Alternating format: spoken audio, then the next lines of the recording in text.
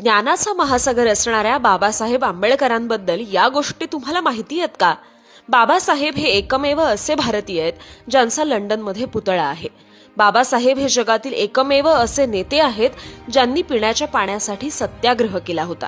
बाबासाहेबांची आत्मकथा कोलंबिया युनिव्हर्सिटीमध्ये अभ्यासक्रमाचा भाग आहे. वेटिंग फॉर अ व्हिसा ही अवघ्या 20 पानांची आत्मकथा बाबासाहेबांनी 1935 ते 36 या काळात लिहिली होती. बाबासाहेबांनी एकूण 21 वर्ष शिक्षण घेतलं आणि तब्बल 64 विषयांमध्ये मास्टर्स डिग्री मिळवली होती. तसंच बाबासाहेब पुस्तकांशिवाय राहूच शकत नव्हते. मुंबईतील राजगृह या त्यांच्या निवासस्थानी 50,000हून अधिक पुस्तकं होती. ही त्या काळातील सर्वात मोठी पर्सनल लायब्ररी होती. त्यांचं अॅनिहिलेशन ऑफ कास्ट म्हणजेच जाती प्रथेचं निर्मूलन हे पुस्तक त्या काळात बंदी घालण्यात आलं. पण आजही ते पुस्तक जगभर वाचलं जातं.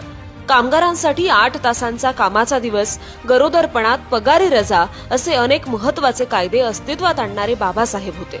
पण इतकं सगळं करूनही त्यांना हयात असताना सरकारकडून एकही मोठा पुरस्कार देण्यात आला नाही आणि मृत्यूनंतर 40 वर्षांनी त्यांना भारतरत्न हा सर्वोच्च सन्मान देण्यात आला.